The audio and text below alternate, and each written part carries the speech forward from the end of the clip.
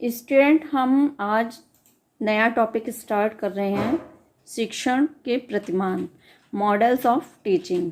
तो ये शिक्षण के प्रतिमान क्या होते हैं मैंने आपको पहले भी बताया है, आप लोग मेरे पुराने वीडियोस में जाके देख सकते हैं।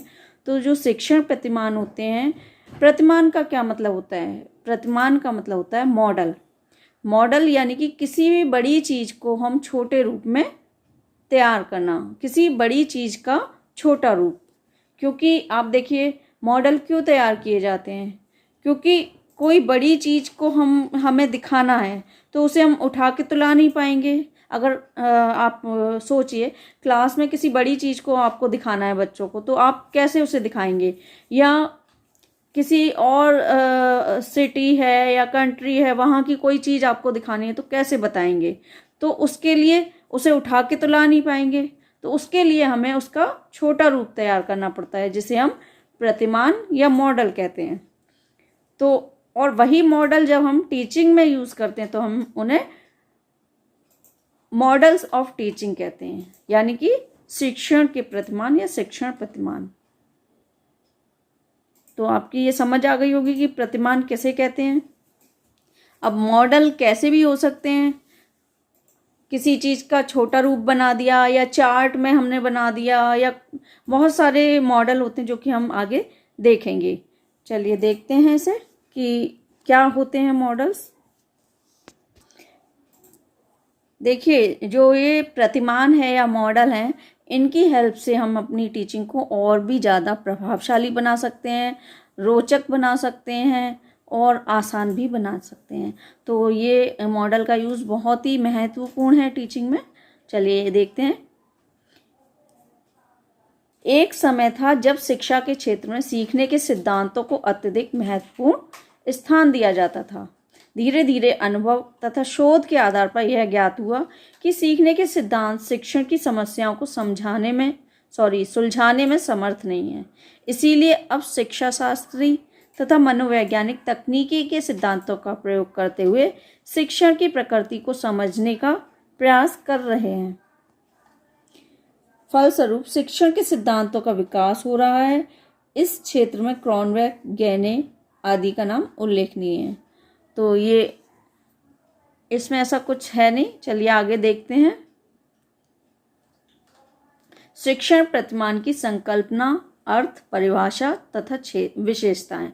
तो हम इसकी संकल्पना देखेंगे, परिभाषा, इसका मतलब क्या है, क्या इसकी विशेषता हैं, क्या अर्थ है, तो ये हम इसके अंतर देखेंगे। चलिए देखते हैं। अभी तक शिक्षण के क्षेत्र में ऐसे किसी भी शिक्षण सिद्धांत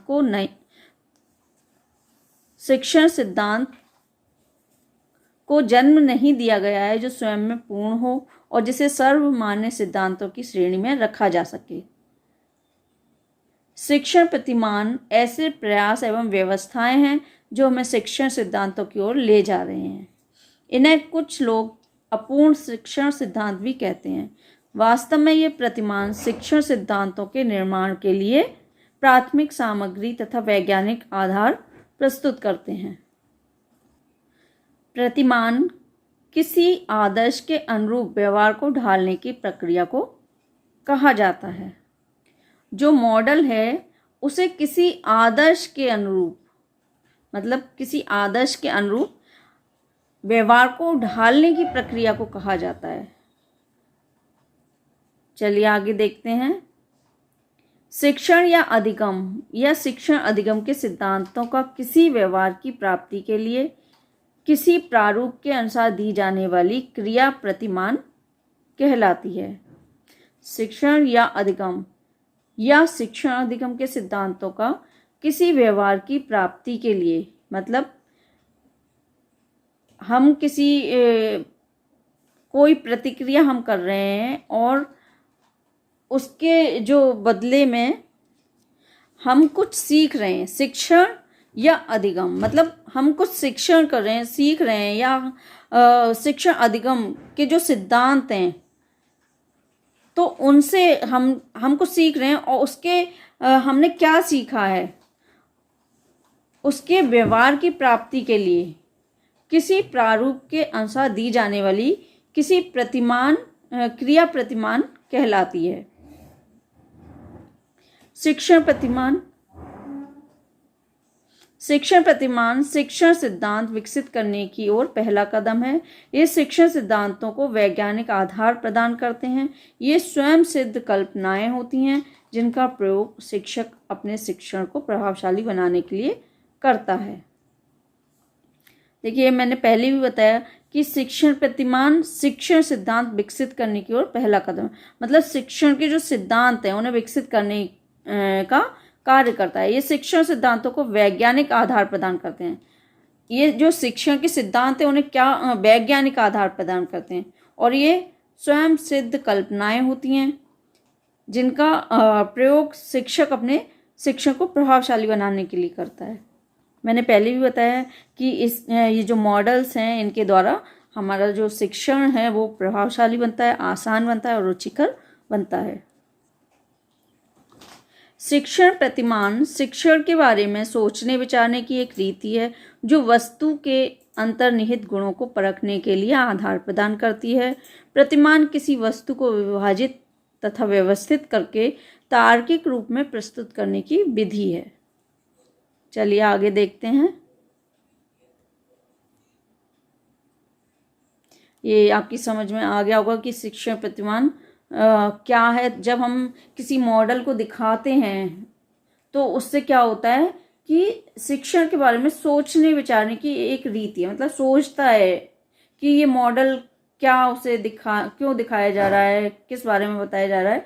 तो ये एक तरह से सोचने विचारने की एक रीति है जो वस्तु के अंतर्निहित गुणों को परखने के लिए आधार प्रदान करती है कि उसमें क्या गुण है, क्या विशेषता है उसकी। तो ये सारी चीज़ें उसमें होती हैं और उससे क्या होता है कि एक जो प्रतिमान किसी वस्तु को विभाजित तथा व्यवस्थित करके उसका तार्किक रूप में प्रस्तुत करने की विधि है। मतलब तार्किक का मतलब उसकी जो अच्छाई हैं, बुराई हैं, गुण हैं, दोष हैं, सारी ही चीज़ें सामने आ जाती हैं उससे। चलिए, ये VR जोइस हैं, इन्होंने शिक्षण प्रतिमानों को अनुदेशन प्रारूप कहा है। अनुदेशन प्रारूप के बारे में मैं पहले बता चुकी हूँ आपको कि मैंने आप लोग मेरे पुराने वीडियोस में देख सकते हैं। शिक्षण प्रतिमानों में विशेष उद्देश्य की प्राप्ति के लिए विशिष्ट परिस्थिति का उल्लेख किया जाता है जिसमें छात्र व शिक्षक मिलकर इस कार्य को करते हैं, उनके व्यवहारों में परिवर्तन लाया जा सके। व्यवहारों में परिवर्तन क्या होता है? व्यवहारों में परिवर्तन होता है कि जिस उद्देश्य से हमने मॉडल को दिखाया है बच्चों को, या जो ज्ञान हम बच्चों को देना चाह रहे हैं, वो बच्चे उसे सीख रहे हैं या नहीं। अगर सीख रहे हैं तो मतलब उनके व्यवहार में परिवर्तन हुआ है। चलिए आगे देखते हैं। शिक्षण प्रतिमानों को शिक्षण प्रक्रिया के विशिष्टीकरण के संदर्भ में प्रयोग किया है। ये डेफिनेशन है, आप लोग देखना चाहें तो देख लीजिएगा और नहीं देखना चाहें तो कोई दिक्कत नहीं है।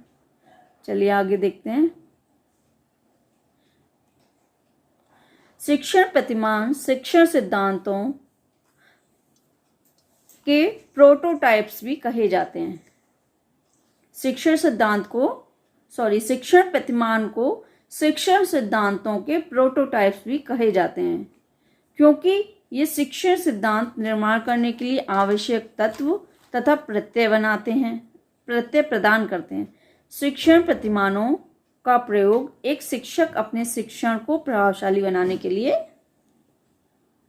करता है।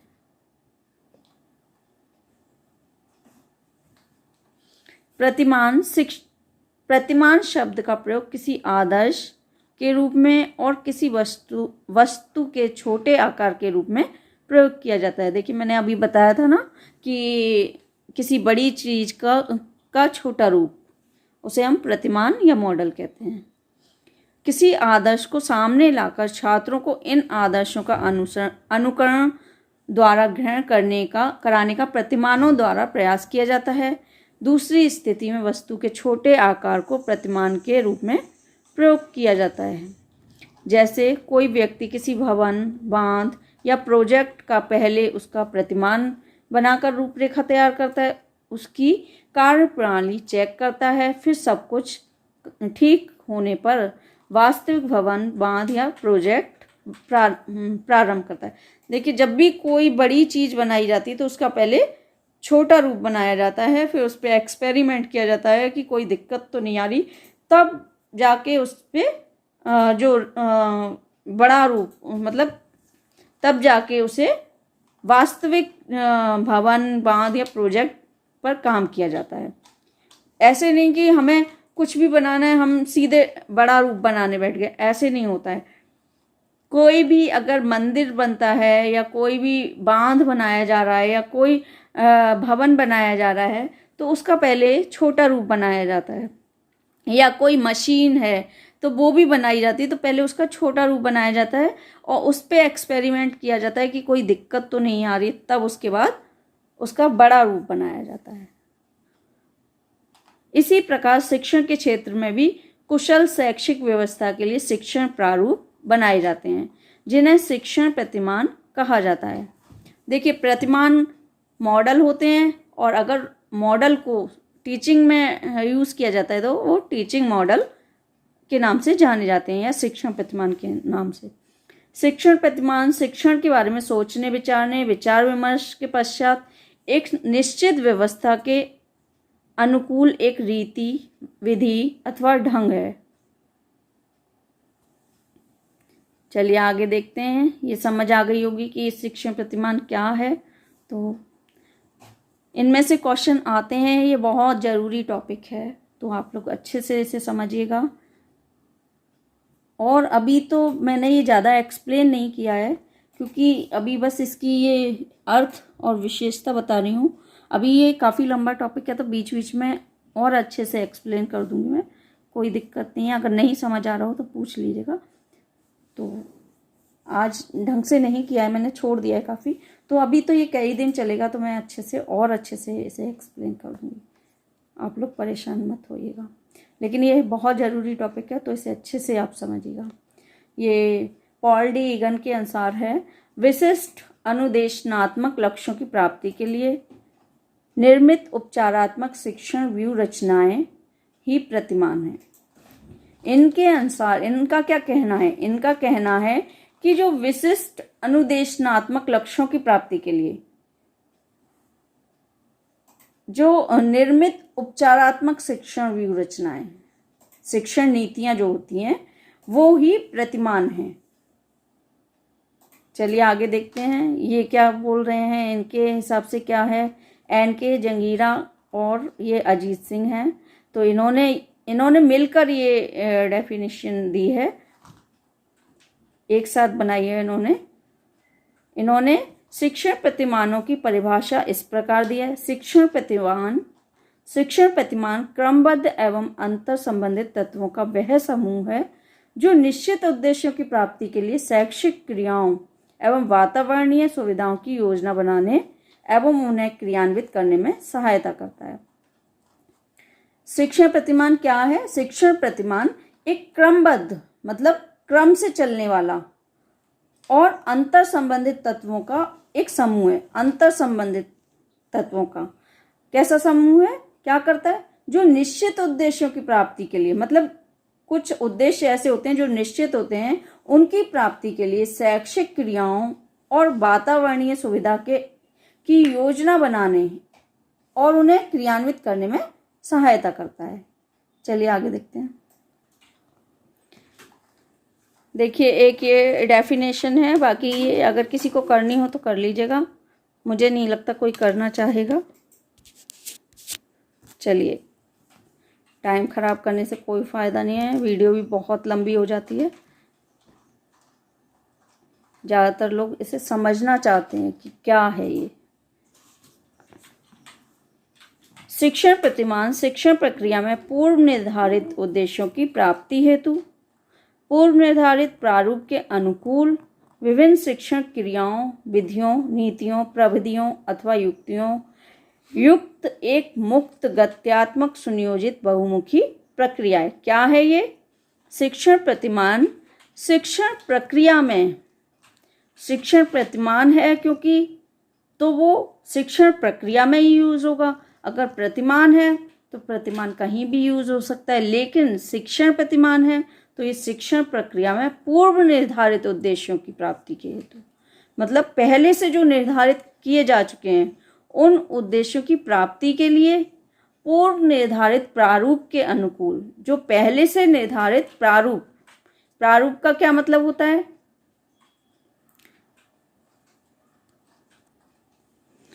पूर्व निर्धारित प्रारूप के अनुकूल यानी कि पहले से निर्धारित जो डिजाइन है उसके अनुकूल विभिन्न शिक्षण क्रियाओं को, बहुत सी शिक्षण क्रियाओं को विधियों, नीतियों और प्रविधियों अथवा युक्तियों युक्त, मतलब बहुत सारी क्रियाओं को विधियां, नीतियां और प्रविधियां और युक्तियों के साथ एक मुक्त गत्यात्मक सुनियोजित बहुमुखी प्रक्रिया है।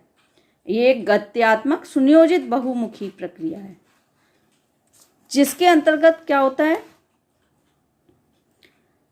जिसके अंतर्गत प्रेरक शैक्षिक वातावरण वांछित विकास के साथ छात्रों में वांछित व्यवहार परिवर्तन लाने का प्रयास करता है। एक ऐसी प्रक्रिया जो कि शैक्षिक शिक्षण प्रतिमान का एक ऐसी शिक्षण प्रक्रिया है जो कि पूर्व निर्धारित, पहले से निर्धारित उद्देश्यों की प्राप्ति के लिए पहले से निर्धारित डिजाइन के, पहले से निर्धारित जो जिसकी डिजाइन होती है और उसमें बहुत सी क्रियाएं होती हैं, बहुत सी विधियां, नीतियां और युक्तियों के साथ एक गत्यात्मक, मतलब चलते रहने वाली ऐसी सुनियोजित बहुमुखी प्रक्रिया है जिसके अंतर्गत शैक्षिक वातावरण वांछित विकास के साथ छात्रों में वांछित व्यवहार परिवर्तन करने का प्रयास करता है, मतलब छात्रों के व्यवहार में परिवर्तन करने का प्रयास करता है। तो ये आप लोग की समझ आ गई होगी कि शिक्षण प्रतिमान क्या होते हैं और क्यों यूज किए जाते हैं और इसका क्या महत्व है, इसकी परिभाषा क्या है, विशेषताएं क्या हैं, ये मैंने आपको बता दिए हैं और अच्छे से एक्सप्लेन कर दूंगी। अभी ये थोड़ा ज़्यादा लंबा वीडियो हो जाता है तो अपलोड होने में दिक्कत आती है, तो अभी बस मैंने इसकी जो बेसिक नॉलेज थी वो मैंने आपको दी है। तो अभी तो ये 2-3 दिन टॉपिक चलेगा तो उसमें मैं और अच्छे से एक्सप्लेन कर दूंगी। तो जो नहीं समझ आया हो फिर भी आप लोग पूछ लीजिएगा, और जो नए हैं चैनल को सब्सक्राइब कर दीजिए, या जो आते रहते हैं और सब्सक्राइब नहीं किया है वो भी सब्सक्राइब कर दीजिए। लाइक शेयर कमेंट करते रहिए। Thanks for watching.